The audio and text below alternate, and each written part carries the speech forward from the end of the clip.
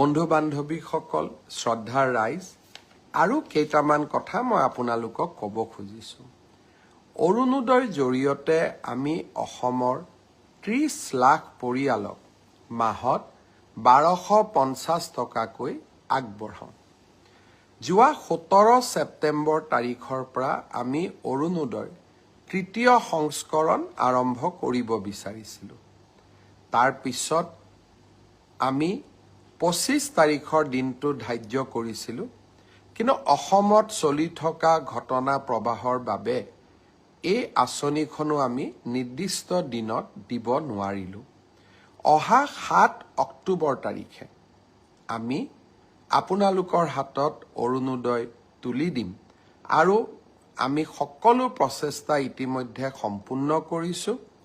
7 তাৰিখে নিশ্চিতভাৱে অৰুণোদয় তৃতীয় সংস্কৰণৰ সুবিধা 30 লাখ আই মাতৃয়ে লাভ কৰিব আৰু আমি তাৰ পিছত প্ৰতি মাহে নিৰন্তৰ কৰি আপোনালোকক এই পুঁজি যোগান ধৰি যাম।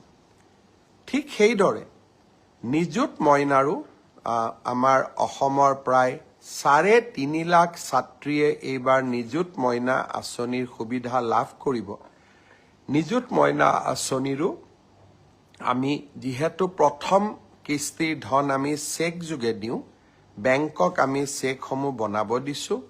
নিযুত মইনা আঁচনিৰো প্ৰথম কিস্তিৰ ধন আমি 10ৰ পৰা 15 অক্টোবৰৰ ভিতৰত সকলোৰে হাতত তুলি দিম আৰু তাৰ পৰৱৰ্তী মাহৰ পিছত সকলোৱে বেংক যোগে নিযুত মইনা আঁচনিৰ ধন লাভ কৰি থাকিব।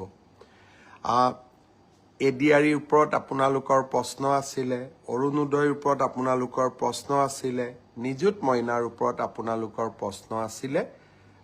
মই চেষ্টা কৰিছিলোঁ যাতে আজি ফেচবুক লাইভৰ জৰিয়তে গোটেইখিনি উত্তৰ দিব পাৰোঁ। শ্ৰদ্ধাৰ ৰাইজ, যোৱাকালি BTCৰ নিৰ্বাচন সম্পূৰ্ণ হ'ল।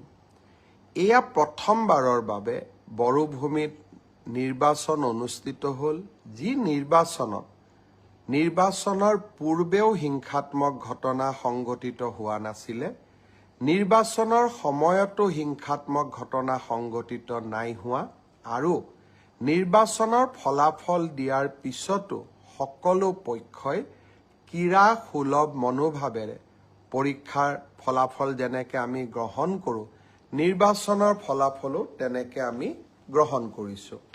মই বড়োভূমিৰ ৰাইজলৈ পুনৰ